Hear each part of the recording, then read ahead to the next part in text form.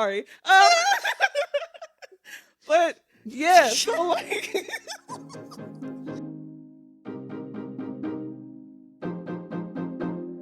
Why you gotta be trying to be doing me like that?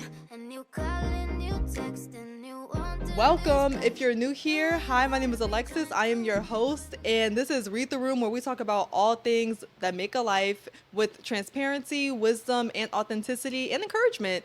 And today, we have our first guest, and I am so excited. I've been waiting for this one. I told y'all I was going to eventually be bringing on guests, and it's only right that she's my first guest.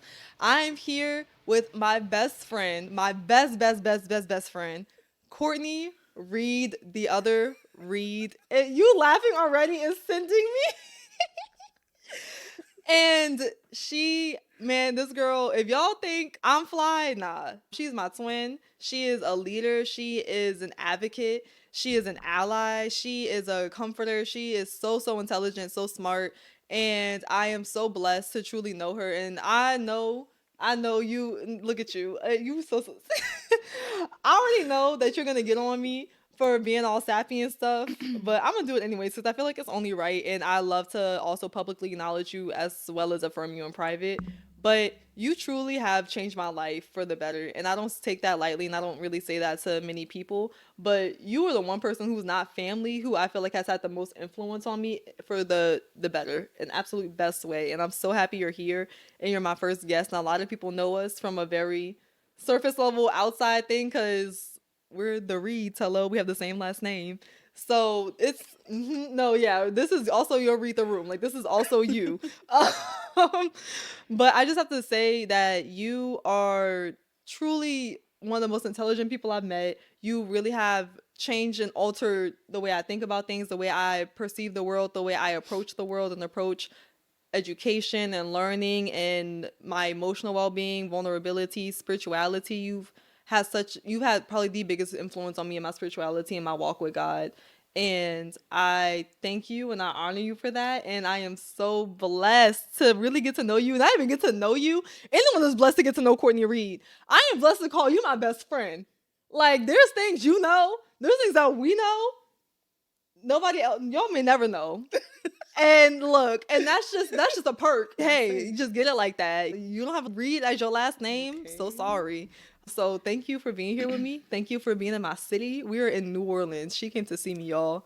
It's her first time in my city, and it's been a time. So thank you for spending time with me, being in my home, allowing me to host you and take care of you, and for all that you do and all that you've done the last 5 years of our friendship. Even though I feel like I've known you for 5 is crazy. I feel like I've known you for 50, and sometimes I feel like I know you for 5 minutes every time I learn something new about you.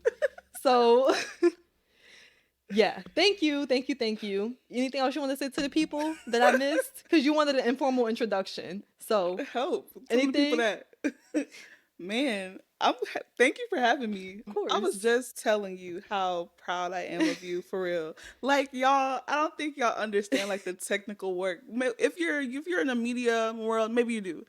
But for those of us who have no clue in the world, me, there's a lot.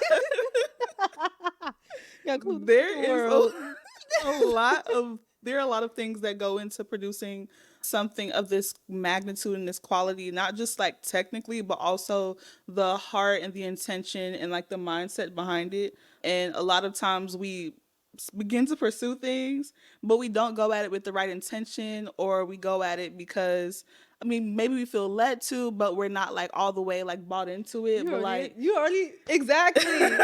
And she'll be on for the next episode and the next one and the next one. Let me go. No, go ahead. You know it's my love language.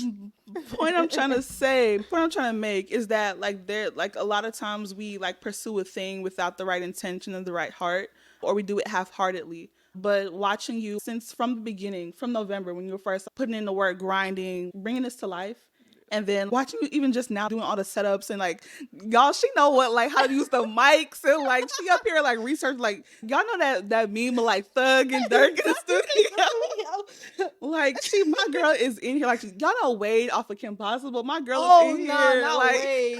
Freddie, child. Like, and 5, 4, Four, you know what I three. mean? Like, We were just watching iCarly too. hmm So just watching you and just watching you be so like what Kama Sadi said, purposeful, being so intentional with sticking to your craft and making it come to life in such a meaningful way. Like, y'all, I was literally over here low key in tears trying to laugh to cover it up because like I'm like, wow, man, this is the work of God for real. I'm just so proud of you. And I'm very Truthfully. grateful that you would have me on here because this going places. This Oh, we see my not sister at the without Emmys you. next year. I don't know. Oh, Like, please. Not with y'all. The You daytime could be my Emmys. plus one. My plus like 14. You Oh, know, I got a yeah. whole crew. I You mean, met. No. Watching this supposed to be recording at her house. Like, please. No, yeah. You definitely gonna be at the top of that list, buddy. Yeah. Thank you for that. And thank you for being here again. I'm so y'all in for a time. We had about 15 giggles already. Like, if y'all thought I was unserious, I feel like I've been very controlled and like I've held my own and kept my couth these last few episodes, but with these guests, with other people, out the window. So sorry. Well, not sorry. It's gonna be entertaining, hopefully. yeah. Laugh. No, join. What we said at graduation, if you see us acting the fool, Like, join join in. in, This unserious exactly. occasion. Okay. Anywho, when they see this as St. Nuts. Anywho. Okay. So, we start with the check-in. So on check-in, scale of 1 to 5, 5 being up good, 1 being down bad. How are you feeling today, Court? Right now, I'm at a 4.57. Ooh. Yeah, we're up there. Feeling this way because like we've been saying, I've been here since last Thursday, visiting my sister, and it's just we're gonna get into this, but there is nothing like being around the people that you love, specifically your chosen family. I don't know. It's just been so revolutionarily healing. Like I really don't know how else to describe it. Like this has been so rejuvenating just to be with my stink and to cackle like we've been doing for the past 5 years and to just spend time and pour into each other. And I'm leaving tomorrow. Aw, hit the track. Aw. But no, we had the things program. Moo. But We'll do it ourselves. No, yeah. That flight don't So cancel. it's bittersweet to know that after tomorrow we'll be back in the grind. Me in Texas doing God knows what. My sister here, but this is not the last time we see each other, obviously. So I'm still hopeful, grateful for the present, and hopeful for the future of us stinking it up some more. Oh, of course. It's never over. Like a toxic relationship, but like in the most healthy way. So a healthy relationship. Yeah, but like, talk to me like I'm never letting go of you. I never letting you. It's always gonna be you. Yeah, okay. Anyways, For sure, you're right on. I'm feeling much better now. I would say a 4 and a half. We're doing decibels. 4.5556. Okay, Stop. right there. Yeah. Hey. Like you said, this has been a very, very joyful week for me. And I've been so excited to host you for years. I've been plotting for you to come to New Orleans since babies and Dooge. And we're here now. And I'm glad that we're here now, kind of in this space of a break and like not having school, not having other things, having to like back to, well, I mean, it's gonna be back to reality, Yeah. but like back to the hustle and grind of school and papers and this and the third. I'm glad we have this space to actually kind of be, and especially after the holidays when things are already kind of starting afresh. I'm excited. I was able to kind of start my year with you and start my year doing this, and I'm very, very excited. And I've just been so happy to have you in my city and actually like show you my culture and show you where I come from, because I enjoy hosting people in New Orleans. I really do. I really do enjoy my city and the culture. And when anybody comes, I get so excited because I really do just love showing off. Like, I feel like New Orleans, you really don't understand it until you're in it. And like, there's a lot of things this past week almost where you've been like, oh my God, like it clicks now. Like, I see why you act the way you act in good and bad ways. It's been such a, just like you said, like such a rejuvenation, such a refreshment to have you here. And have you in my home in this damn near new house. And no, I said new homeowner. And just kind of have you in my space in a very different and very, very intimate way that I don't show really anybody. So congrats, sister, you new level that we just unlocked a new level of intimacy we just again. renewed our vows. Exactly. Yeah. So that's where I am. I'm glad we're on the same. Even though we've been getting like 2 hours of sleep a night, I'm very much. It's like straight adrenaline and vibes. Like nothing but just happiness. Like just happy to be here. Just wake up and be in each other's presence again. So that's our check-in. That's our check-in. How are y'all doing? And today me and Courtney could talk about so much. We could talk about girl, we could talk about really anything because we just, if y'all can see the voice messages we just send each other, and it goes into deep conversation. But for the sake of everybody, we've narrowed it down to, I feel like, the two most prevalent things and prominent things for past, present, and future. I said this, I mean, I've been saying this since the start of the episode, but like we're in transition. We're post-grad. We just so happen to be going to grad school at the same time, but we're going to be in two completely different cities. You want to tell them where you're going?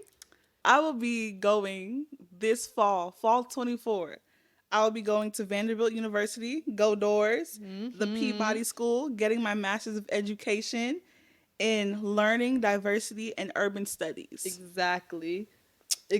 What's your concentration? Race and culture? My concentration will be race and culture. Exactly. Y'all see how we twins? No, yeah. So yeah, you're going to grad school in the fall. I'm going to grad school in the fall. The whole story, my story is her story, child. The reason why I'm going in the fall is the same. Maybe not the exact same, but like 80, like 9% the same. Yeah. Like it was not no plan. Like it was not in the plan at all. Hey, look, if it's the will though, it's the will.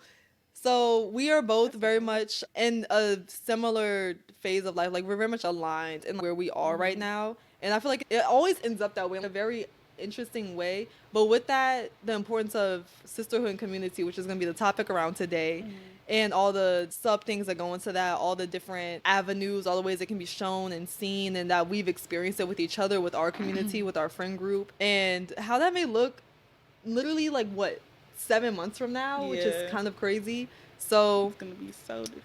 Yeah, that's what we're getting into today. So y'all are in for a treat. Even if you're not a sister, if you're a brother, a if partner, you know what I mean? If you a homie, yeah. If you're a pookie, you know what I mean? Hey. A boots. Yeah, this can hopefully still resonate with you. But I think it's also important to just have the emphasis of like Black woman and sisterhood. I mean, look at us. I first want to preface with everything we're going to talk about, but especially with sisterhood, is a baseline of love. And not just, oh, Pookie, I love you, think, brunch and vibes and brunch, girls trip type of love. But true, gut-wrenching, heart-bearing, soul-opening love of actually knowing each other in emotional, spiritual, mental, intimate capacities in ways that only love can see, like really only love can shine the light on. That's the baseline. Everything we're going to be talking about is really going to be building off of that and going into the whole theme of love and all the things that also you need to have: love, accountability, growth, vulnerability, community, all the other pillars that make up love and that what true love is. Hey, 1 Corinthians 13, which if you know what 1 Corinthians 13 is, it's my favorite Bible verse. Love is patient, love is kind. Oh, girl. Love is patient, love is kind, love is not keep wrongdoing of others. That one, that's like me, just very, very short summary. If you do all these other things but you don't love, then what's the point of it? Yeah, that one. Again, I'm very much like, I'm paraphrasing real bad right now. The Reed translation. I say the Reed Passion Translation. Yeah. If I love you and you love me, then let's love. Okay. What Barney say? Yeah. But what Barney say? I love you, you love me. Oh, Barney. Girl, I thought you were talking about Bernie Sanders. I said. Oh. You're so silly. All the things that love produces too. So security, love challenges, love, again, hold you accountable. It accepts all your weaknesses, all your vulnerabilities, all your strengths, and sees those things and creates a space for growth, and it facilitates healing. And that is what we're about to get into. So first, I think vulnerability is a really important place to start, because you can only be loved as so much as you are allowing yourself to be vulnerable and seen. And that's something we both had to learn. Yeah. Yeah. It's a big learning curve for us. And still learning. Yeah, for sure. Because we talk about this in so many words, but to be fully known is to be fully loved. Like you can't be fully loved until you're fully known. So what that looks like in baseline situations is if I claim to love you, like I can love like, oh, you know how people like, oh, I love you, you're so this and that, but like, Love so, you. no, yeah, Illy. bad. But if we're talking about the kind of love that we were just talking about, that real deep love that is secure, love that challenges, love that sees you, love that holds space for you, you don't know how to love a person until you get to know them. I don't know how to love Alexis. She doesn't know how to love me until we were able to bare our souls to each other and really reveal the deep stuff, like our histories Fall and like all the 2022? things. Whoa, what has it been like? Yeah, you're not able to love a person until you really, really know them. You don't know what makes them tick, know their idiosyncrasies, know why they act the way they do or why they respond to things the way they do. All things under that umbrella comes through getting to know someone and getting to really accept them as who they are, accept all that they come with. Also, when we talk about love is the willingness to extend, like my love is my willingness to extend myself to the entire purpose of making sure that you are spiritually secure. And when we talk about spiritually, it's not necessarily within the Christian context, even though we believe in God. It's more so making sure you're secure in your mind and secure in your Mind, heart, body, and your spirit. will, your emotions, Yeah. things like that. So it's me extending myself for the purpose of nurturing your spiritual growth and your spiritual safety. So everything that I see. No, you see? Oh, this is so bad. Oh my God. Well, I have to come to Vanderbilt once a month No, to do hello. something like, Me at ASU. yeah. Sorry. Yeah. Yeah. So yeah, that's what I mean when I say I love Alexa. When she says she loves me, or like when we say I love my friends and my family, like that's specifically what I'm talking about. Like wanting to see you be well inwardly Yeah. and the effects of that. Yeah. Talking about security, I think it's very, very important. And this is what kind of clicked in my mind. But there's also a burden or responsibility on the person who is not only making sure they're being vulnerable, but making sure it's a safe space to have that person to feel secure so they can be vulnerable. Because, I mean, you can't have vulnerability without security. You're not going to be vulnerable with somebody who you just met, who you don't feel safe with. Like, with vulnerability comes safety, and it comes a responsibility on the people in those relationships to make sure they're fostering a safe environment and security and trust there to have that person be vulnerable and be seen in those ways. But also, once that safety is there, and then that becomes your responsibility to be like, okay, like, let me consciously be vulnerable. Let me really do my inner works of being like, okay, if I'm not feeling open to share this, or like if they want to know this about me, or they ask things and I shut it down, or I'm scared or I'm intimidated by it, what about that intimidates me? Like, what about myself scares me in that way to where I don't even want to share it with somebody else? And I think that's where it becomes a balance, or that's where it starts intertwining of like security, accountability, and vulnerability. Because there's been times, I know in our relationship, and this was like a few years ago, where I told you, I literally was like, there's things I ask about and you shut it down. Or I ask them and you're like, oh, like another time, and it never gets back around to that time. And I'm like, why is that? Like, what do you need to feel safe? Or what's missing there? Is like, if that's something you're still unworking, or you're just not there even within yourself, cool. But I felt like there was, it allowed me not to be able to see you in ways I felt like I needed to be there for you as a friend, or like be there better. And that's hard. Like, that's really, really hard to like, one, recognize and also bring up without sounding like you're badgering people. And then on top of that, to also be like, okay, well, if I'm asking this of them, am I also reciprocating it? Like, am I going to be able to allow this to reflect in myself too? So that's, God, vulnerability is like, there's the other basic foundational things of like love and friendship and relationship.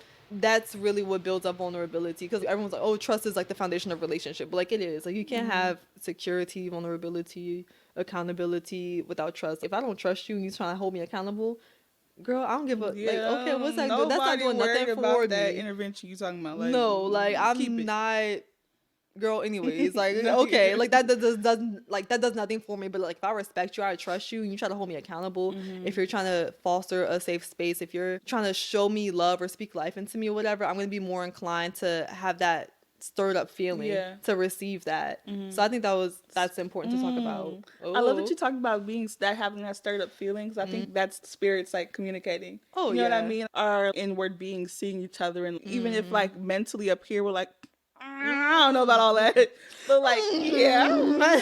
Maybe not, but more so it's something deep within you that's like, oh, what they're saying is what I actually need. Like what Oh, yeah. that's the food that my spirit needs to live. You know what I mean? So I love that you talked about, because remember the first episode you were like your lens is spirituality and your faith. Oh, yeah. Oh, my lens is that's my first lens. I'm so That's- sorry. yeah.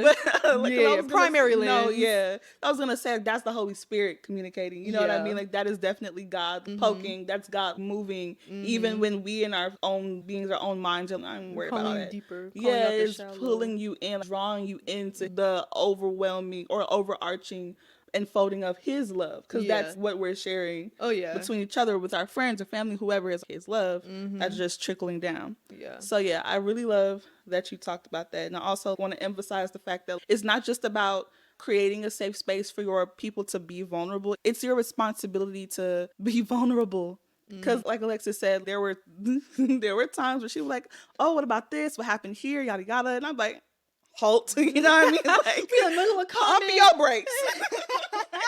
You got a little bit too much dip on your chip, No. girl. Like, yeah. I gotta explain myself to no. you. Like, hello?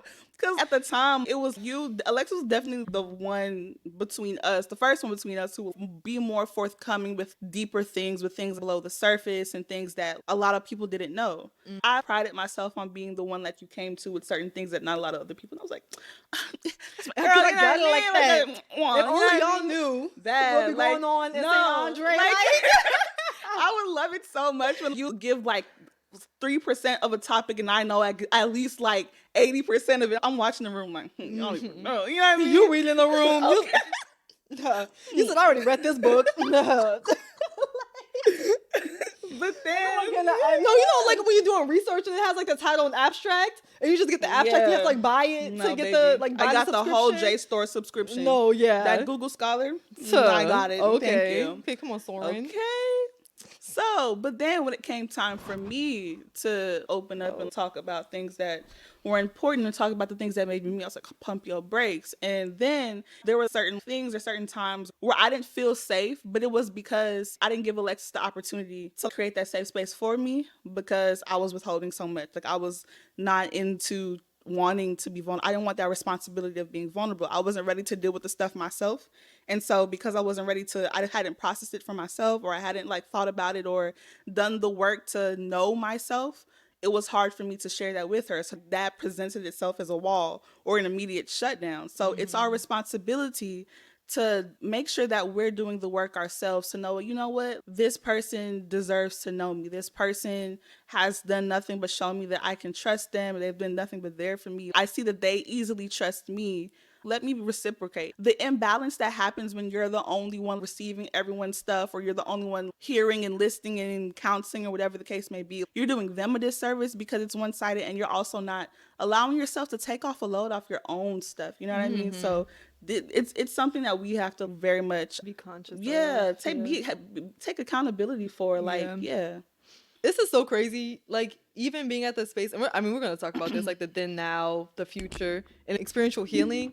But it's just so amazing to me to be able to get to this point where you can acknowledge that and more openly talk about it, accept that's where you were at the time, and reflect on it more so than it being like, okay, that's how I am. Because I think a lot of times people accept that disposition, or them feeling unsafe for not wanting to open up, as being like, oh, that's just I am. I've always been a closed-in person. I've always been an introvert. I've always been, only two people know me for real. That's my mama and my brother. Like, okay, that's not how things are supposed to be. Like, that's not, one, it's unhealthy to just have the same people to put those burdens on, and two, it stunts your growth and it stunts your experiences as a human and what we're supposed to be doing. Like, on a basic level, we're meant to be in community. We're communal beings, and we're meant to interact and have experiences. And I think a lot of the time what intimidates us about that is what it can turn into, or what the end game can be, like the rejection, the hurt, the pain, the bitterness, the betrayal, whatever it may be. But like, that's just the risk you run, just being human. Like, that's the risk it is to actually open yourself up to people and trust, and all the things that are very scary and intimidating. But the fruit of it, my God, like, I would much rather have great experiences and go through maybe a separation, or like people serving their season and maybe not being another season, but having those experiences, versus robbing myself of it all and not having anything. And when you were talking about the difference between us, or you would know things about me, and it was almost like a pride thing of, oh, nobody else knows this about her. I was the first to initiate. Something that we always talk about, and it's just so funny to me, is knowing you, like first meeting you, it's like I knew for us, it was like, oh, this is going to be like, this is my bestie. Because it was too good. It was just too good. I didn't want to say it, but yeah, I was thinking it. And for me, it was always a certainty of, oh yeah, Courtney, that's my bro. Like, I can't wait till we get deeper. I can't wait till we actually can lead together. We get to do all these things together because we were involved in the same things. We lived on the same floor. She lived across the hall from me. We were interested in the same things, and we were in the same classes. Like, we have the same last name. That's real. I could start and end there. We got the same last name. Now what? And I just always knew, oh, like this is going to be something that lasts much longer than my freshman year, like this little temporary friendship. Like, you're going to be in my pocket. And for you, you had to like build that up a lot. And given, I know why, because I was very much, where I am now, I was showing my ass freshman year, and I was not worried about no love. And I was worried about like love and security and relationship, like in the much more shallow sense, and like I've experienced it now. And for you, I had to kind of not prove myself, but I kind of had to show I was worth keeping around almost. Like I was auditioning. No, I was there tap dancing and stuff. And like, I completely understand though, because again, from the way I was acting freshman year, 40 birds, like what? Like, I just. If you want to party, I can bring 40. So for me, there was always the security I felt kind of with you, where it's like, I knew you would be around, and I knew that was something from God, because you grew me in the ways where I feel like I wasn't able to kind of grow you until later on. Like, you initially grew me in ways freshman year where in things I did not have. And it took us being more closely in relationship for me to like kind of rub off on you with certain things.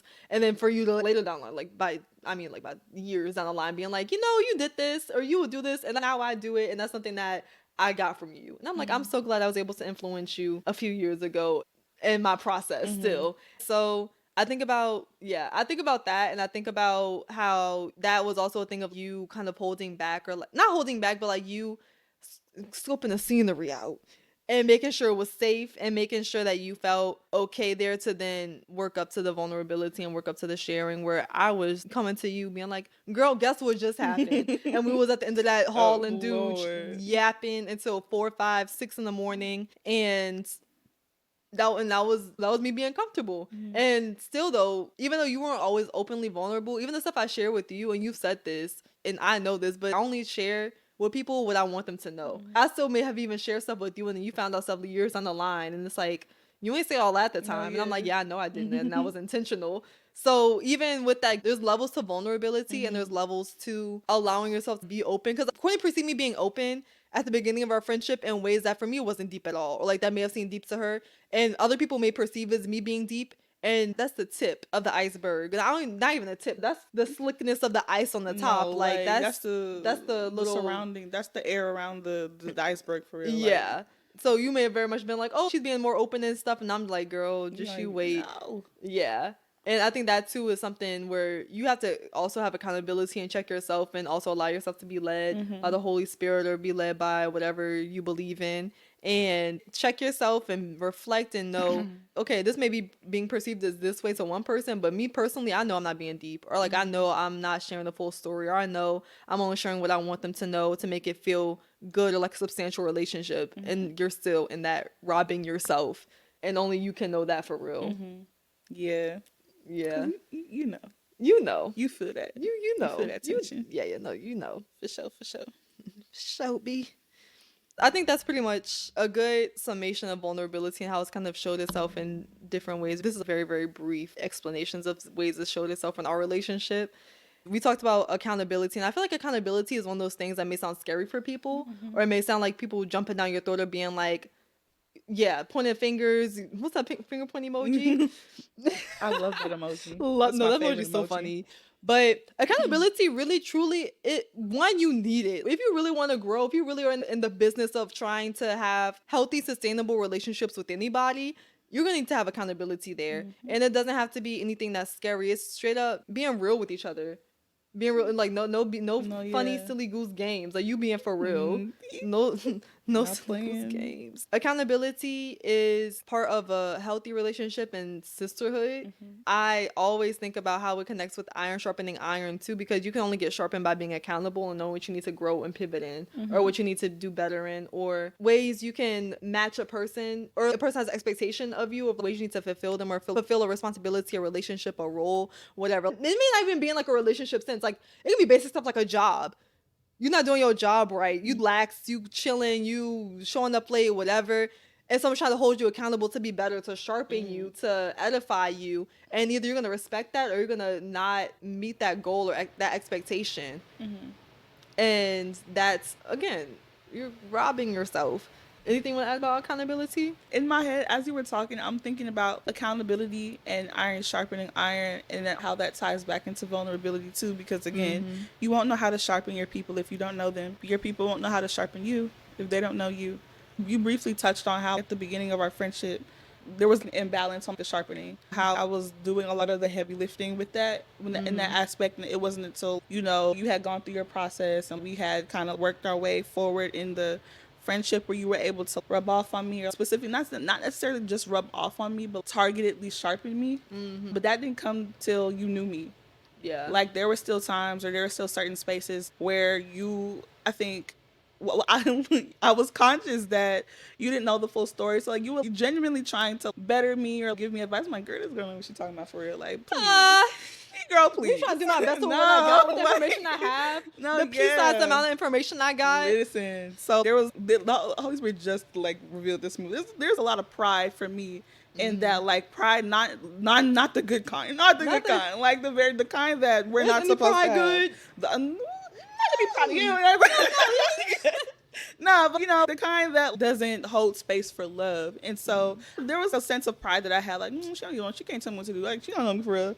But that wasn't getting us anywhere. You know what I mean? So until, again, we were able to actually meet each other on the same level of vulnerability is when we were able to hold each other accountable. And like you said, accountability is very real things. It's not just, oh, I hope it works out for you, sister. It's like, okay, let's make a plan so you can accomplish this goal. What do you need? What do you need? It's like standing with your girl, standing with your sister, your partner, whoever, and helping them progress towards the goal that they're trying to work towards. It's you having a vision for them that either aligns with their vision for themselves or even supersedes that, because you see them in such a different light. You see them outside of how they see themselves. You know what I mean? It's genuinely wanting the best for them and doing whatever you can in your power to help them progress towards that goal. That's resources, that's time, that's speaking life, being hand in hand with them, walking them down that road. It's kind of easy for us because we like the same kind of things. You know what I mean? Like we are involved in the same kind of stuff, have the same kind of interests, all of that. But even your people who you may not be in the same fields or have the same interests, you can still be present. You can still be like, okay, you said you was going to submit this tape, or you said you was going to do this, that. Well, how's that going? Like, what are you doing this? Whatever the case may be. You won't know how to meet those sharpening needs until you know that person. And then once you do know them and you do make the choice to sharpen, and you do make the choice to keep them alert, keep them afloat, keep them wary of all the things that life can throw at you when you're trying to pursue your purpose, that's when that real growth happens. Like that's when that achievement happens. That's when that progression towards the greater happens. Yeah. Something you mentioned I think is very important to kind of highlight, but you talked about pride and how certain things you were prideful of like, she don't even know, she can't tell me what to do. And I think that's so important to talk about or bring back up, is because you're not alone in that, and you are now on the end of it where you can acknowledge that, or let's call a thing, call it what it is, really fundamentally understand like how that hurts you more than protects you, or seems cool, because I think that's a really big thing in culture, especially right now, where it's like, oh, I don't need them, they don't know me, they this, that, and the third, they think I'm this. And it's honestly, it's perceived as something that's like, oh, cool, oh, you a boss, you this, you that. People don't really know. I keep to myself, I'm private. And that's good. That's good. Be private. You don't have to have all your business out there. You don't have to be fully open with everything. But for the people who are around you, or the people who are like actually trying to, or you just cut yourself off from everybody, that's not cute. That's not cute. And I think that's something that's not unique to you. And I think it goes to show, it's proof of, as someone who was like a habitual closed offer and proclaimed introvert, but introvert in a way of like, I don't talk to nobody, I don't need nobody, I don't want nobody to know my business type of introvert. Not introvert like, oh, I need my time alone and then I'll come to. Extra charge. No, Yeah, like yeah, nobody. no. Girl. I think it's very important to highlight how important you recognized it for yourself and how much more fulfilling things became when you recognized that and was able to shift and pivot from it. But also fully recognizing it's like an epidemic right now in like culture of people thinking they can white knuckle their way through things themselves and they don't need nobody else and they don't need people in, or if they address something, then what's the difference? Like, it already happens. Why do I need to share this? Why do I need to be vulnerable? What's the point? I'm just gonna get hurt. People can't be trusted. Like, all the narratives we hear about automatically assuming people are, one, gonna be snakes, and two, that you're better off by yourself doing things solo. You're not. Like, you're not. I think about how strong of a leader you were coming into college and how strong of a leader I was coming into college, and how much better things were when we came together and like we led things together, we initiated things together, we put our brain together, even though it's already 90% the same brain. 4 brain cells working hard. As they Hard. Can, It's leg day, arm day, everything day for them. Strong, just muscles building. I hate that narrative so much because we need community and we need people, we need friends, and not everyone has to be your best friend. Just because you open up to somebody don't mean everybody else has to know your business too. Like, you have a solid group of people who can hold you accountable and who can see you. Because if you're not allowing anybody else to see you or actually elevate you, then you're never going to reach your full potential, like the purpose or what you could do.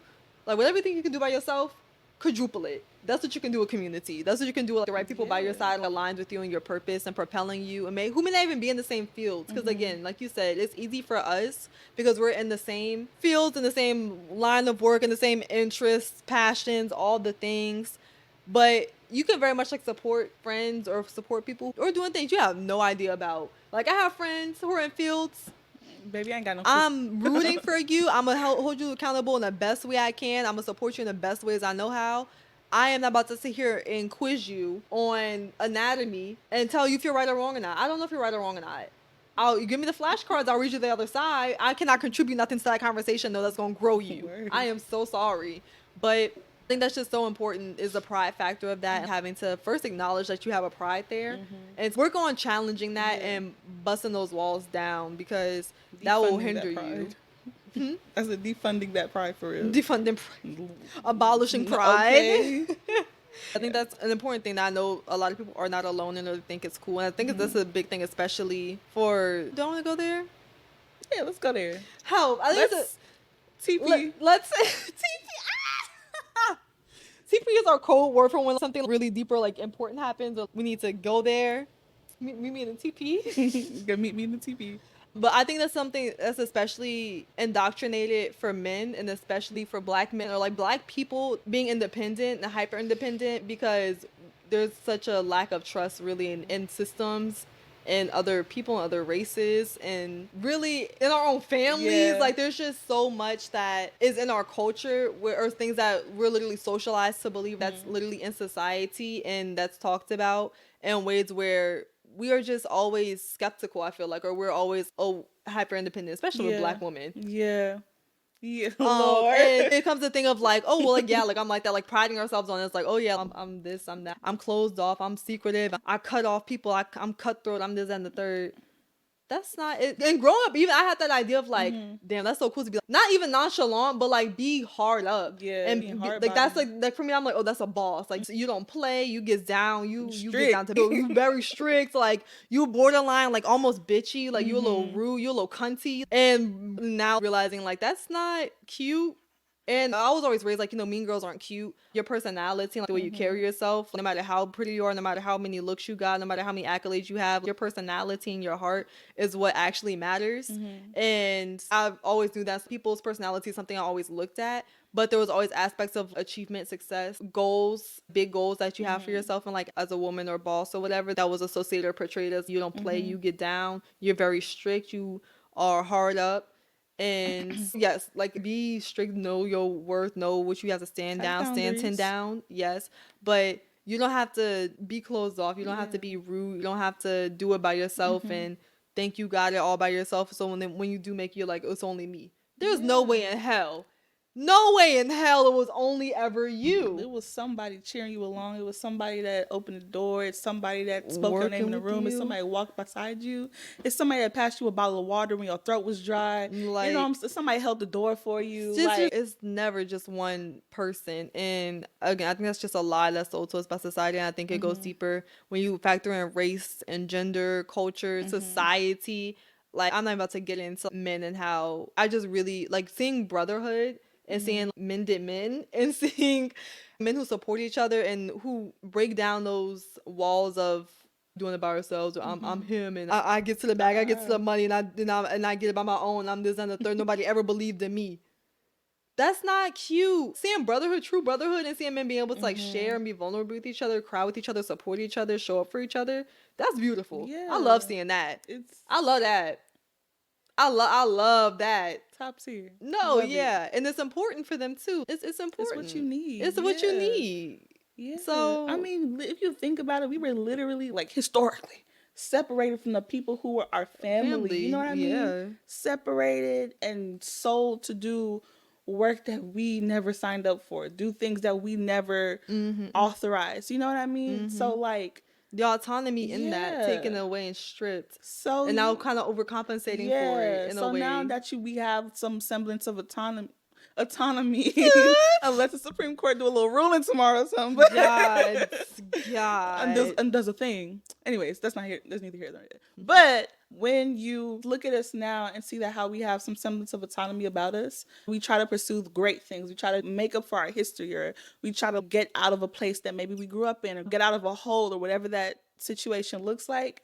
We try to do it by ourselves as pride again. That's that pride again. Like you said, that's that not wanting anybody else to share that glory with you because you felt like they weren't there with you in the grind. Here we go. Oh, it's Which clicking. leads it back to the fact that we need each other. But yeah, I think that with, like you said, with all the societal and historical and all the things that impact how we view ourselves and how we view each other and how we view goals and what goals are appropriate for ourselves and all those things, there's a lot of work to be done with debunking those rumors that we have to do it all by ourselves. There's a lot of work that we have to do, like starting with each other, like starting with the people around you. I mean, like, look, bro, like, you don't have to do this by yourself. I'll help you make that little Canva flyer for your job, child. Like, you know what I mean? Oh my like, God. I'll proofread that email for you. Like, I'll go down to the store and buy you, I'll help you do your shopping list. Whatever that looks like. You never have to do it on your own. And all the things that we led, I know that was, again, something I had to learn. Y'all gonna know, by the end of this, you gonna know that the God has done a work in me. Because, like, renewing. I was posting child for I could get it I can do bad all by myself. Literally. When we were doing things like HCF and BSA and all the leadership things, there's nothing wrong with having a strong work ethic. Like, I was raised to be a woman with a strong, no one likes a lazy woman is what my mom used to tell me. My grandmother, you know what I mean? So I was raised with a strong work ethic, but I was also raised by a single woman. So I saw my mama do everything for everybody, be everything for everybody. So I adapted that persona. And so while it served well, I was able to serve in some ways. It's all in me. And this thing on that, baby. Oh. Yeah. Really sorry. But that's how this pea brain we share. But yeah, so like when it came to actually serving and leading things, yeah, serving is great, but also like there's just some things that I wasn't able to do. There's some things that I will try to muscle through, try to do everybody's job, try to be everything at every place all at once. Like, Court, like, do you need help? Oh, no, I got it. And I'm up till 5 a.m. trying to do the same thing I could have given to somebody else who asked if they could help me. It's like, there's no point in struggling. Like, I'm just thinking about all the time I could have gotten back, all the hours I could have rested, the meals I could have eaten. You know what I mean? 2 seconds of a meal a day. Eating 2 inches of a meal. like ounces of air a day, child. Oh, man. Like all the things that I didn't have to put myself through if I didn't have that pride, if I had really acknowledged the work of community. Like that was something that was very transformational in my time in school because our school community is very tight knit. It's very small. It's very community minded.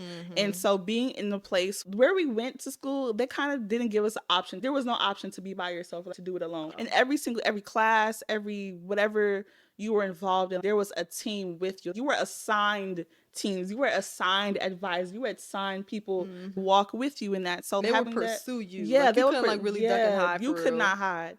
You People Can I escape? Can I get out? No, Mama. like there was no getting away. So like having understanding that wasn't a burden, that was actually a very much a tool, a resource, a help. What comes to mind is, I'm so sorry, this is gonna turn into a Bible study. I'm so sorry, but what comes to mind is when Moses was parting the Red Sea, and Okay. like there's this part in Exodus where like, oh no, it was Aaron, Moses' brother. It was Aaron. He was holding up his staff because he was like, it was another. Oh, because he like, was party. tired. Yeah, he was tired. Yes. And they had people around him Holding up to his their arms. Yes. Yeah, I think about that. I'm sorry, I didn't want this to turn No. into a Bible study, But like, no, I- but that's like no, just but how it's my brain works. relevant. Yeah, There's so much there's There's so much to have to be said. I think about it too, and I think it's very interesting to look about it from this perspective. I think I mentioned this in episode 2 when I was like reflecting on 2023.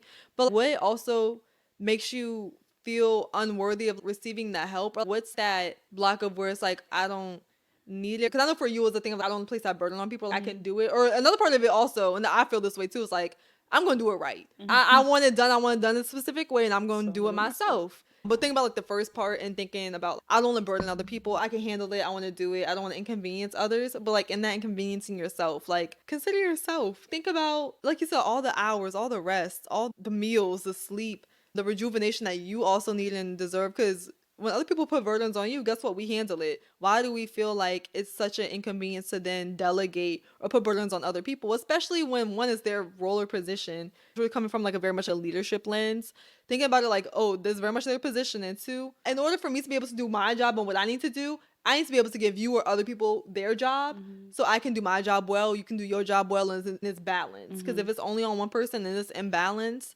it's still not going to run the way you want it to run. And that's, we can talk about leadership and roles and all of that for days. Okay, I want to go back to the mother thing, so I want to say it right. Okay. It was Moses who was holding up his staff. I'm skimming it now, like I'm seeing the context. Yeah. So basically, this is while Moses was leading the people of Israel to freedom. Boom. To freedom. And so Amalek was like a tribe Yeah. back in the olden days. Right. Came to fight the people of Israel. So God instructed Moses to hold up his staff. And as long as he held up his staff, the people of Israel will win the war between them and the people of Amalekites, I think. Yeah. And so he obviously like that. It's not a 1-2 punch. Like it's a war. It's a battle. And so for as long as he held up his arms, his people would win. And so whenever his arms would falter, whenever his arms would drop, the Amalekites would start taking over the people of Israel. Yeah. And so the Aaron, Moses' brother, and Hur, who was one of Moses' homies, basically, they brought a rock for Moses. The glasses and the hair. Please. Aaron and Hur like brought a rock for Moses to sit on, right? Yes. So he wouldn't get tired. So when he did get tired, he had something to lean on, right? While he was still doing his job of holding up the staff. And then when his arms got tired, because imagine like when you working out, like at some point your arm's gonna drop. So imagine holding up a staff for as long as a battle or as long as a war and wanting the greater good for your people.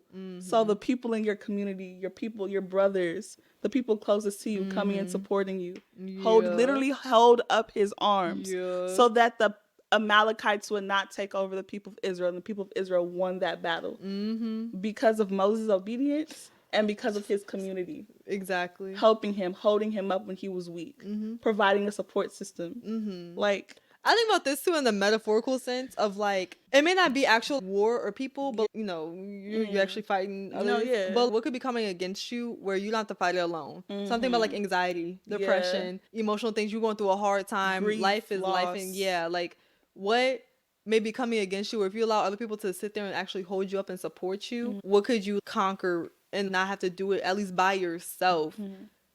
Oh my god, you know what I just thought about too? I don't know what this series was with like TC and Mike Todd, but he did the demonstration of when his community holds him up. It may have been FU actually, Forgiveness University, when he was talking about when he can't take no more or he's tired and he wants to lean. He had like all the, he had Aaron, Charles, all the like the big men around him, and they've like, fortified him, whatever. So he leaned from the right or the left, or like, he jumped and they literally held him, or like he can't take no more, and they literally held him up like you can be falling worn out, you can be so tired, so worn down, and your community then carries you, or God carries you through that when you have nothing left to give. So I think about that too, and talking about community and the importance of it, and why it's important to also have more than just one person, or have more than that one person who you've been rocking with since fourth grade because they hopped into a fight with you and now that's your homie.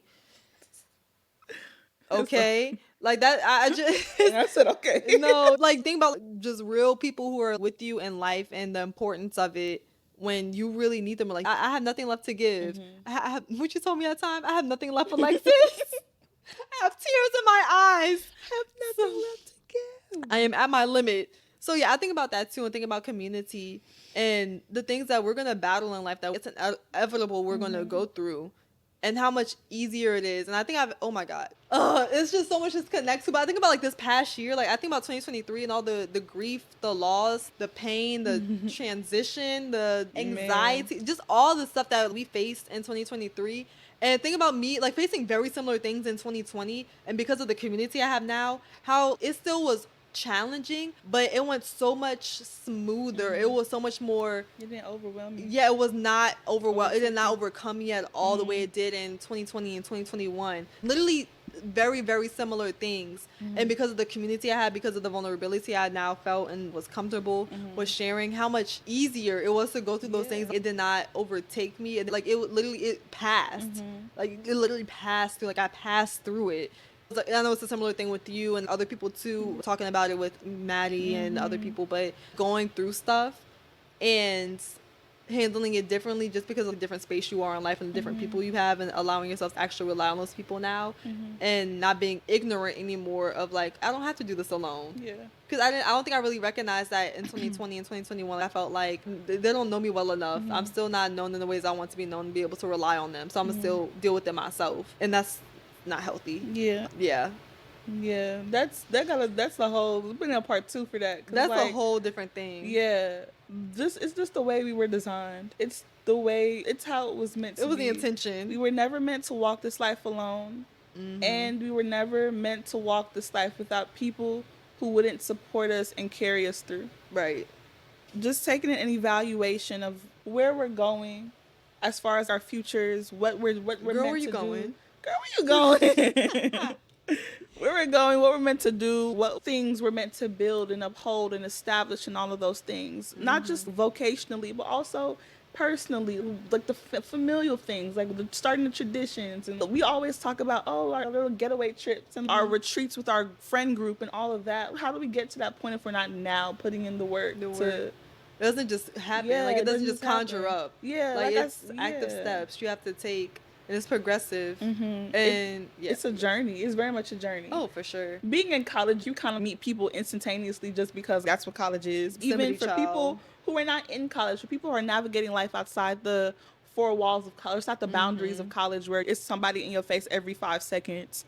There's a risk, but there's a reward in getting out there and just being in a space. No one is asking you to be out your body, or no one's asking you to be someone that you're not. But all that we're, I guess, trying to encourage you to do is to take a risk and seeing what's out there as far as people, seeing what's out there, seeing what love is out there for you. There is so much love to be had, so much love to be found, so much love to be shared between each other. You would be you'd be shocked. Doing yourself a disservice to not go out and find that for yourself and build off of that. You mentioned talking about putting in the effort of just putting yourself out there, like the emotional work and reflection and risk, really it is to like do that too. Because I mean, you can show up somewhere and stand on the wall, stand in the corner, not interact, not talk. The actual action behind that and emotionally, intellectually challenging yourself. And even if it's something small, you know what? Today, I'm going to go to that event and I'm going to speak to one person. I'm going to greet one person. And that's who I'm going to stick beside. And that could just blossom. Like I think about our friendship too. Like it was just us for like the first like year and a half of college, and then we grew. It literally grew to a whole friend group because of like the community that you initiated for my 20th birthday, my 20th birthday surprise. Oh yeah, that fades in and out of memory from time to time. Oh, I think about that often. Like that was just that for me. I was like, oh wow, I got the right people around me. Like, that was just crazy, but thinking about how things can really blossom though from like just one connection. Like it may just take that one step and it can be exposed to so much. Like I think about people who I had one friendship with, one relationship with, and how other many people I met adjacent to them. And now we all cool. Yeah. We all friends. We all, yeah, literally all pookies. So that's a whole, I'm not about to get too deep into that because that's like a testimony in and of itself, how we all came together as friends. Okay, reeling it back in. Those were like about 15 different side notes. Rabbit holes. No, yeah. What we do best for real. No, naturally. I got my major in yapping. My minor in communication. Thinking about iron sharpening iron. We did a Bible study on this a couple years ago, and this is still one of my favorites because one, it was just so relevant for the time. It's one of those things, as long as I'm in a relationship, at least with you, I know that's going to be something that's going to be relevant, is iron sharpening iron, because you truly sharpened me, and I didn't, like you said, I didn't really sharpen you at first because I kind of had to grow a little bit more. But when I did get to that point, because I actually was sharpened by you, shling, shling, shling. God, what a good work. And not even like, oh, I'm doing this and now you're doing this, but like literally the Holy Spirit coming and talking to us, visiting with us separately, and us coming together and confirming things with each other, being like, I was going to come to you and talk about the same exact thing today. I was thinking the same exact thing last night. I was literally just texting you. I had this written down in my notes to tell you, like, to this day, over this trip. No, like literally. It's really, really, really, really so crazy. The alignment over it and the alignment of iron sharpening iron and allowing ourselves to be used by each other and listening and being obedient in that. Yeah.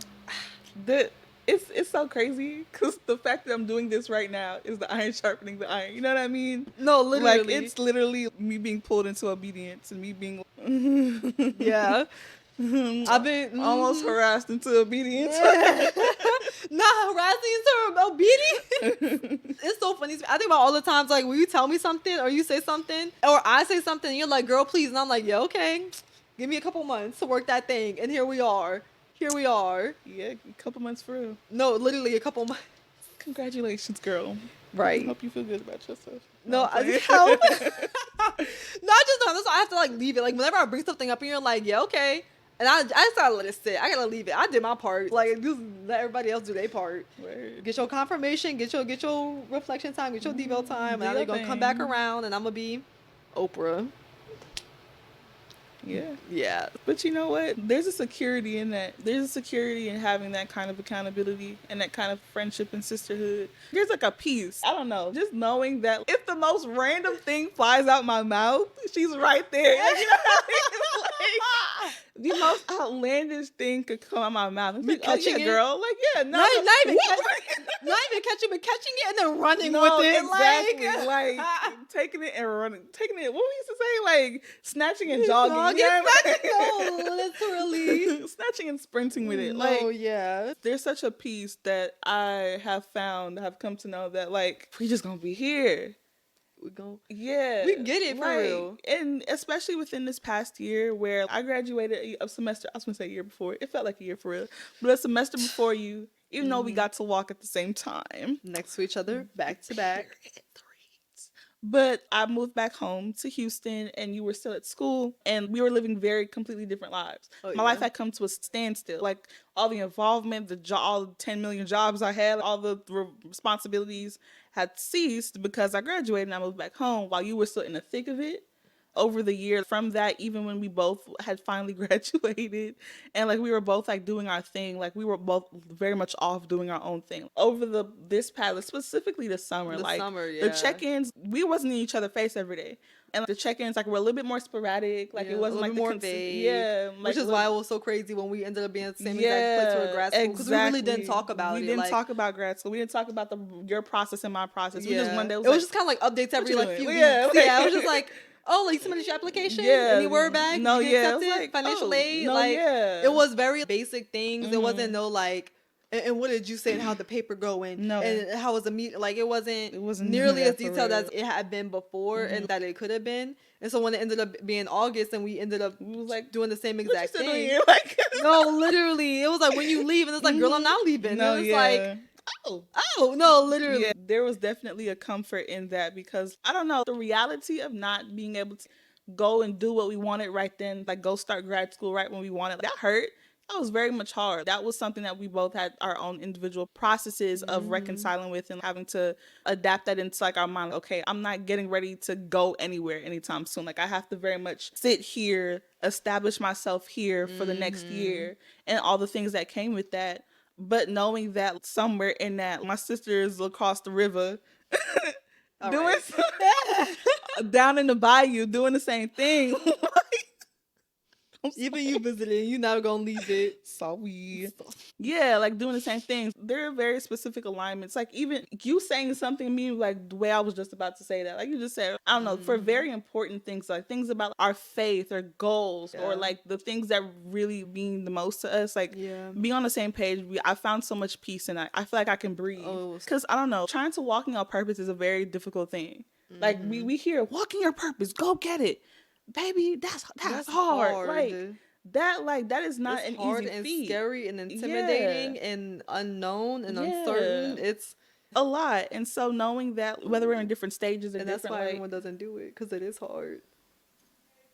Yeah. So yeah, just knowing that I found such a peace. Like I literally thank God for the peace that comes with this, because I don't have to put on airs. I don't have to have it all together. I don't have to know all the answers. Again, God is working this pride thing out of me slowly but surely, but I very much pride myself on knowing everything. If you will, 5 through and like, through. no bad. Like if you will not know if I don't know something. Like for me, this past year I've been doing and like that's been so liberating to me, because like I don't know. I really do not. I don't have the answers for you, Stink.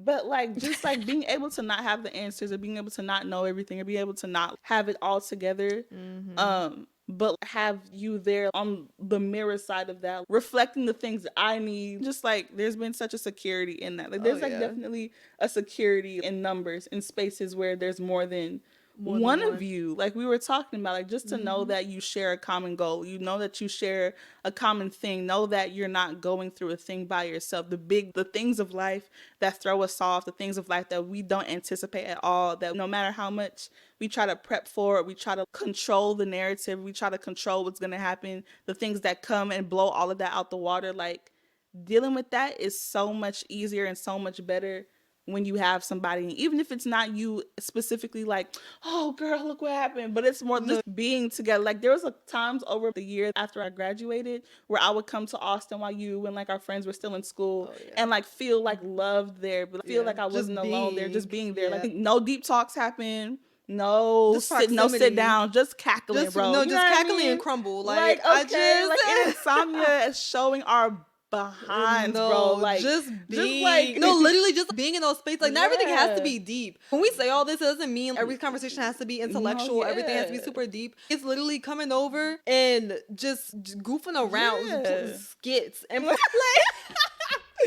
like just us like running around Christina's apartment, being in my apartment, and just playing with pickles. Like literally, like I just.